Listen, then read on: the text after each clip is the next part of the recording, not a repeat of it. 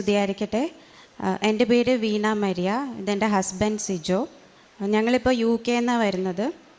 ഞാൻ ആദ്യമായിട്ട് ഓൺലൈനിലാണ് ഉടമ്പടി എടുക്കുന്നത് കഴിഞ്ഞ വർഷം ജൂൺ 18 ഉടമ്പടി എടുക്കാനുള്ള സാഹചര്യം എന്ന് പറഞ്ഞാൽ എനിക്ക് കുറേ വർഷങ്ങളായിട്ട്, ഏതാണ്ട് 5 വർഷമായിട്ട് ഉറങ്ങാൻ പറ്റുന്നില്ലായിരുന്നു. ഉറങ്ങുന്ന സമയത്ത് ഭയങ്കര ടെൻഷൻ. അപ്പം ഞാൻ ലണ്ടനിലോട്ട് പോകാൻ നേരത്ത് എല്ലാവർക്കും ലണ്ടനിലോട്ട് പോകാമെന്ന് പറഞ്ഞാൽ ഭയങ്കര താല്പര്യമായിരുന്നു. പക്ഷേ എനിക്ക് തീരെ താല്പര്യം ഉണ്ടായിരുന്നില്ല. കുഞ്ഞ് ഉണ്ടായി, അതിൻ്റേതായിട്ടുള്ള ഉറക്കക്കുറവ് കൂടാതെ ടെൻഷൻ, അതുകൊണ്ട് ഭയങ്കര സങ്കടമായിരുന്നു. ടെൻഷൻ കാരണം മറ്റസുഖങ്ങളൊക്കെ വന്ന് അതിൻ്റെ മരുന്നെല്ലാം കൂടിയായിട്ടാണ് UK പോയത്. 4-5 മാസത്തോളം മരുന്ന് കഴിച്ചെങ്കിലും ഉറക്കവും ശരിയായില്ല. അതുപോലെ തന്നെ വയറിൻ്റെ അസുഖങ്ങളൊക്കെ ആയിട്ട് ഭയങ്കരമായിട്ടും കൂടി. അപ്പോൾ എൻ്റെ ചേച്ചി എന്നോട് പറഞ്ഞു ഉടമ്പടി എടുക്കാനായിട്ട്. പക്ഷേ ഉടമ്പടി എടുക്കാൻ എനിക്ക് ആദ്യം കുറച്ച് പേടിയായിരുന്നു. കാരണം ഇത് സീരിയസ് ആയിട്ട് എടുക്കേണ്ട ഒരു കാര്യമാണ്. അപ്പോൾ വെറുതെ എടുത്ത് നിബന്ധനകൾ പാലിക്കാൻ പറ്റിയില്ലെങ്കിലോ എന്നുള്ളൊരു വിഷമം ഉണ്ടായിരുന്നു.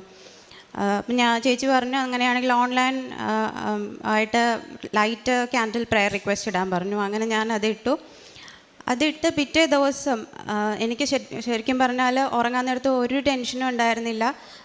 ഞാൻ ഉറങ്ങി. പിന്നെ കൊച്ച് എഴുന്നേൽക്കുമ്പോൾ 5-8 പ്രാവശ്യമൊക്കെ ചിലപ്പോൾ എഴുന്നേൽക്കേണ്ടി വരും. അങ്ങനെ എഴുന്നേൽക്കണം, അല്ലാതെ ടെൻഷൻ കാരണമുള്ളൊരു പ്രശ്നം എനിക്കില്ലായിരുന്നു.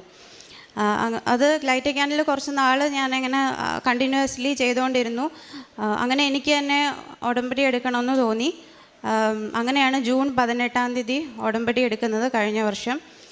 മെയിനായിട്ട് വെച്ചത് ഹസ്ബൻഡിൻ്റെ ജോലിയുടെ ഒരു പ്രോബ്ലം ആയിരുന്നു. അതിനുവേണ്ടി പ്രാർത്ഥിച്ചുകൊണ്ടിരുന്നു. 3 മാസം കഴിഞ്ഞു, ഒന്നും ആയില്ല. വീണ്ടും ഓൺലൈനിൽ തന്നെ ഞാൻ പുതുക്കി. എന്നിട്ടും ജോലിപരമായിട്ടുള്ള കാര്യങ്ങളൊന്നും ഇമ്പ്രൂവ് ആയില്ല. പക്ഷെ ഞാൻ ഉടമ്പടി വിടാൻ താല്പര്യമില്ലായിരുന്നു. ഞാൻ കണ്ടിന്യൂ ചെയ്തുകൊണ്ടേ പോയി. കൂടുതൽ ഇംപ്രവൈസ് ചെയ്യുകയാണ് ചെയ്തത്. അങ്ങനെ ഒരു ദിവസം വേറെ ഒരു കമ്പനിയുടെ ഇൻ്റർവ്യൂവിന് വേണ്ടി ഇൻ്റർവ്യൂ അറ്റൻഡ് ചെയ്തു. ഫസ്റ്റ് റൗണ്ട് ക്ലിയർ ചെയ്തു. സെക്കൻഡ് റൗണ്ട് ആയപ്പോൾ കിട്ടിയില്ല. അപ്പോൾ അന്ന് ഹസ്ബൻഡ് എന്നോട് പറഞ്ഞു, ഇതൊന്നും ഉടമ്പടി എടുത്തിട്ടൊന്നും കാര്യമില്ല, ഇതൊക്കെ വെറുതെ കളിപ്പീരാണ്, ചിലവർക്ക് കിട്ടും ചിലവർക്ക് കിട്ടില്ല, അതൊക്കെ വെറുതെ ഒരു ലക്കിൻ്റെ ബേസിലാണെന്ന് പറഞ്ഞു.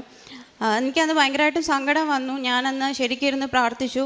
കാരണം മാതാവിനെ ഈശോനെയും തള്ളി പറയേണ്ട ഒരു സാഹചര്യം വരാൻ പാടില്ല, വിശ്വാസം വർദ്ധിക്കണം എന്നായിരുന്നു എൻ്റെ പ്രാർത്ഥന. അതുപോലെ തന്നെ കുറേ ദിവസങ്ങൾ പോയി, ഇൻ്റർവ്യൂസ് ഒന്നും വന്നില്ല. പിന്നെ ഒരു ഇൻ്റർവ്യൂ ഒരു ഫ്രണ്ട് റെഫർ ചെയ്ത ഒരു കമ്പനിയിൽ നിന്ന് വന്നു. അത് ഫസ്റ്റ് റൗണ്ട് ക്ലിയർ ചെയ്തു. സെക്കൻഡ് റൗണ്ട് ആയപ്പോൾ അവർ പറഞ്ഞു തരാം, ഓഫർ ലെറ്റർ റിലീസ് ചെയ്യും എന്നൊക്കെ പറഞ്ഞു. ഫൈനൽ സ്റ്റേജ് വരെ ആയി. അപ്പം ഞാൻ പറഞ്ഞു മാതാവിന് നന്ദി പറയണമെന്ന് പറഞ്ഞപ്പോൾ ഹസ്ബൻഡ് പറഞ്ഞു അത് ഫ്രണ്ട് വഴി വന്നതല്ലേ എന്ന്. അപ്പോഴെൻ്റെ മനസ്സിൽ തോന്നി ഇത് കിട്ടൂലായിരിക്കും, കാരണം മാതാവിനെ മഹത്വപ്പെടുത്തേണ്ട ആയിട്ട് ഇതിൽ വരില്ല, അതുകൊണ്ട് അത് കിട്ടൂല എന്ന് എൻ്റെ മനസ്സിൽ തോന്നി. എനിക്ക് സങ്കടവും വന്നു. ഞാൻ വീണ്ടും പ്രാർത്ഥന മുറുകെ പിടിച്ചു. അപ്പം പഴയ ജോലിയിൽ റിഡൻഡൻസി ആയിരുന്നു പ്രശ്നം. അപ്പം ആദ്യമൊന്നും പ്രാർത്ഥിക്കാൻ എൻ്റെ കൂടെ 5:30 ഹസ്ബൻഡ് വരില്ലായിരുന്നു. പിന്നെ പ്രാർത്ഥിക്കാൻ വരാൻ തുടങ്ങി. കാരണം അല്ലാതെ വേറെ ഒരു ഇൻ്റർവ്യൂസോ ഒന്നും വരുന്നില്ല. ആകെ സങ്കടത്തിലായതുകൊണ്ട് എന്നാൽ ശരി പ്രാർത്ഥിച്ചെങ്കിലും നോക്കാമെന്നുള്ള രീതിയിൽ എൻ്റെ കൂടെ പ്രാർത്ഥിക്കാൻ തുടങ്ങി. അങ്ങനെ ഒരു ദിവസം ഡിസംബർ 24 സാധാരണ ആരും UK വർക്ക് ചെയ്യാറില്ല, ഇംഗ്ലീഷുകാരൊക്കെ ലീവായിരിക്കും, ക്രിസ്മസ് ഹോളിഡേയ്സ് ആണ്. അന്ന് ഒരു കോള് വരുന്നു, ഇൻ്റർവ്യൂ ഷെഡ്യൂൾ ചെയ്യുകയാണെന്ന് പറഞ്ഞിട്ട്. ഹസ്ബൻഡിൻ്റെ ഇൻ്റർവ്യൂ ഷെഡ്യൂൾ ചെയ്യാൻ വേണ്ടി മാത്രം 10 മിനിറ്റ് അവർ ലോഗിൻ ചെയ്തതാണ്. ലോഗിൻ ചെയ്ത് ഇൻ്റർവ്യൂ ഷെഡ്യൂൾ ചെയ്ത് ലോഗ് ഔട്ട് ചെയ്തു. അത് തന്നെ ഭയങ്കര ഒരു മിറാക്കിളായിരുന്നു. അപ്പോൾ പുള്ളിക്ക് കുറച്ച് വിശ്വാസമൊക്കെ വന്നു തുടങ്ങി. അങ്ങനെ Jan 3 ഇൻ്റർവ്യൂ നടന്നു. ഫസ്റ്റ് റൗണ്ട് ക്ലിയർ ചെയ്തു. പിന്നെ അത് കഴിഞ്ഞ് 2-3 ദിവസം കഴിഞ്ഞിട്ടൊന്നും അവരുടെ അനക്കമൊന്നുമില്ല. ഞാൻ പക്ഷേ എൻ്റെ പ്രാർത്ഥനയെല്ലാം കണ്ടിന്യൂ ചെയ്തുകൊണ്ടേ പോയി. ഒരാഴ്ച കഴിഞ്ഞപ്പോൾ അവർ അടുത്ത റൗണ്ടിന് വേണ്ടി വിളിച്ചു. അടുത്ത റൗണ്ട് ക്ലിയർ ചെയ്തു. ഈ ഇൻ്റർവ്യൂസിലൊക്കെ നമ്മളൊന്നും സ്ട്രഗിൾ ചെയ്തില്ല, ഭയങ്കര ഈസി ആയിട്ട് ഇൻ്റർവ്യൂ നടന്നു. അവർ ജോയിൻ ചെയ്യുമോ എന്നുള്ളതായിരുന്നു ചോദ്യങ്ങൾ. അങ്ങനെ ഫൈനൽ റൗണ്ട് ക്ലിയർ ചെയ്തു. എങ്കിലും പിന്നെ വീസ വരാൻ ഭയങ്കര തടസ്സങ്ങളുണ്ടായിരുന്നു.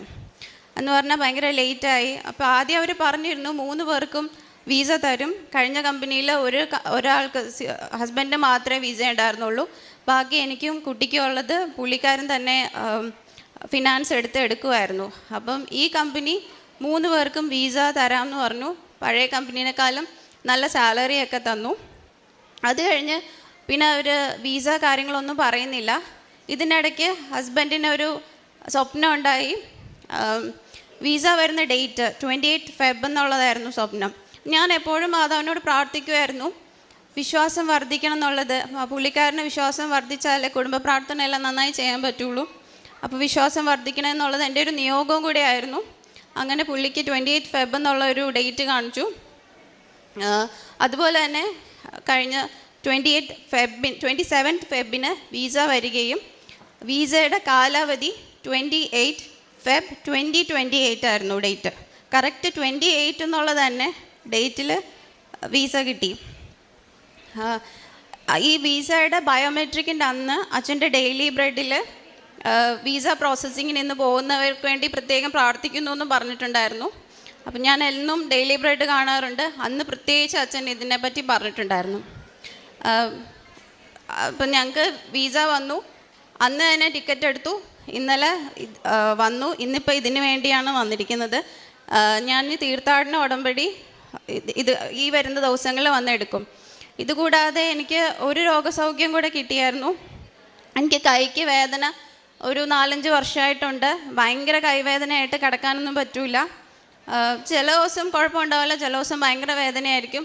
ഒരു ദിവസം വേദനയായിട്ട് എഴുന്നേറ്റിട്ട് ഒന്ന് കൈയൊക്കെ തിരുമാന്ന് പറഞ്ഞിരുന്നപ്പോൾ എൻ്റെ മനസ്സിൽ പെട്ടെന്ന് തോന്നിച്ചു, നിൻ്റെ കയ്യിൽ ഉപ്പില്ലേ, ഉപ്പ് വെച്ച് പ്രാർത്ഥിക്കാൻ. അങ്ങനെ ഞാൻ ഉപ്പിട്ട് വിശ്വാസ പ്രമാണം ചൊല്ലി പ്രാർത്ഥിച്ചു. ആ സമയം തന്നെ വേദന ഉൾവലിഞ്ഞു പോയി. അത് പിന്നെ എനിക്ക് വേദന വന്നിട്ടില്ല. അങ്ങനെ എനിക്ക് 2 രോഗസൗഖ്യവും അതുപോലെ തന്നെ ഇപ്പോൾ വീസയുടെ പ്രോബ്ലങ്ങളും മാറി പുതിയൊരു ജോലി കിട്ടി. ഇനി ഈ മാസം 23 പുതിയ കമ്പനിയിൽ ഹസ്ബൻഡ് ജോയിൻ ചെയ്യാണ്. പിന്നെ ആത്മീയമായുള്ള കാര്യങ്ങൾ എല്ലാ ചൊവ്വാഴ്ചയും അച്ഛൻ്റെ ധ്യാനം കൂടും, മുടക്കാറില്ല. ബൈബിള് 30 മിനിറ്റോ അതിൽ കൂടുതലോ, കുമ്പസാരം, പള്ളി പോലെ ഇതെല്ലാം ചെയ്യാറുണ്ട്. കുടുംബ പ്രാർത്ഥന എല്ലാം കറക്റ്റായിട്ട് ചെയ്യുന്നുണ്ട്. പ്രേക്ഷിത പ്രവർത്തനമായിട്ട് അച്ഛൻ്റെ ധ്യാനം വാട്സാപ്പിൽ സ്റ്റേറ്റസ് ആയിട്ട് ഇടും ഞാൻ. പിന്നെ എനിക്കറിയാവുന്നവരോടൊക്കെ പറയാറുണ്ട്. അതുപോലെ തന്നെ കുറച്ച് പേര് എൻ്റെ കൂട്ടുകാർ വന്ന് ഇവിടെ ഡയറക്റ്റ്ലി വന്ന് ഉടമ്പടി എടുത്തിട്ടുണ്ട്. പിന്നെ ഞങ്ങൾക്ക് ഈ അനുഗ്രഹങ്ങളൊക്കെ കിട്ടിയപ്പോഴും ഞാൻ വഴി ഉടമ്പടി എടുത്തവരെല്ലാം ഞാൻ വിളിച്ച് പറഞ്ഞ് അവരുടെ വിശ്വാസം വർദ്ധിപ്പിക്കാൻ വേണ്ടി അവരോടൊക്കെ വിളിച്ച് പറഞ്ഞ് ഇത് പറയാവുന്നവരോടൊക്കെ ഞാൻ അറിയിക്കാവുന്നവരോടൊക്കെ ഞാനിത് നേരിട്ട് പറഞ്ഞ് അറിയിച്ചിട്ടുണ്ട്. ഇത്ര അനുഗ്രഹം തന്ന മാതാവിന് നന്ദി. എനിക്കും എൻ്റെ കുടുംബത്തിന് വേണ്ടി മധ്യസ്ഥം വഹിച്ച മാതാവിന് ഒരാരും